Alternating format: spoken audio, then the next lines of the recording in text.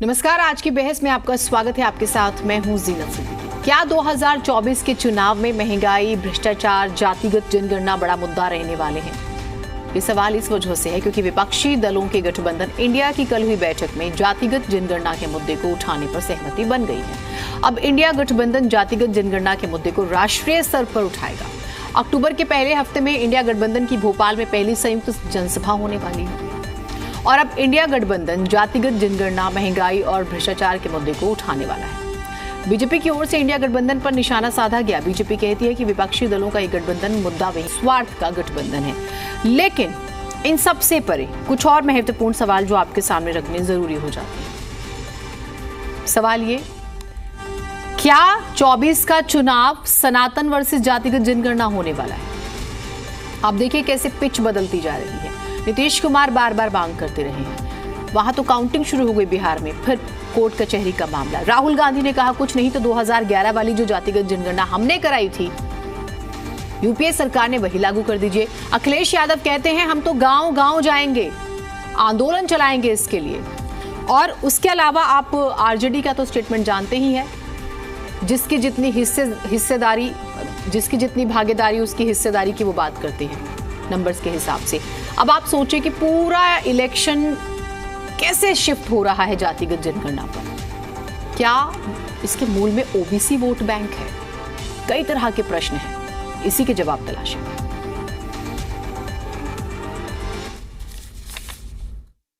The committee decided to hold joint public meetings in different parts of the country. The first public meeting will be held at Bhopal in the first week of October in the issue of rising prices, unemployment and corruption of BJP government. The parties present in the meeting agreed to take up the issue of caste census. बेरोजगारी, भ्रष्टाचार और महंगाई जो भाजपा ने देश भर में फैलाई हुई है, उसके खिलाफ आवाज बुलंद करने के लिए रैली बुलाई जा रही है। सब लोग रहेंगे।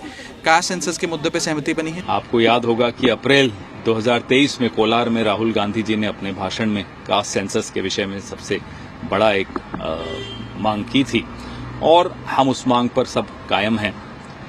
ये हमारी प्रमुख मांगों में से एक है। हमारे गठबंधन से इतना परेशान है कि अचानक एनडीए भी याद आ गया इनको। अभी तक तो एनडीए सुप्तावस्था में था, तो ये डर हमें अच्छा लग रहा है। आगे आगे देखिए और कौन कौन क्या क्या बोलेगा। मोदी हटाओ से क्या होता है?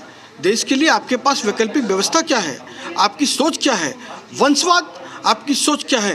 भ्रष्टाचार, उसको बचाने के लिए आप एक हो रहे हैं? बचने वाले नहीं हैं। देश की जनता बहुत समझदार है। देश की जनता को पता है देश का गौरव कौन बढ़ा रहा है, विकास कौन कर रहा है, गरीबों का कल्याण कौन कर रहा है। और धार्मिक हो या राष्ट्र धर्म हो, उसका भी सम्मान कौन बचा रहा है, उसकी स्थापना भी कौन कर रहा है, ये देश जानता है।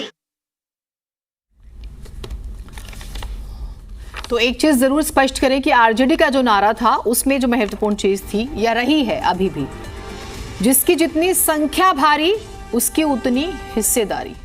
ये जो उनकी मूल टैगलाइन है। राहुल गांधी का जिक्र हुआ, अखिलेश यादव का जिक्र हुआ। एकदम से जातिगत जनगणना राष्ट्रीय स्तर पर कैसे आ रहा है?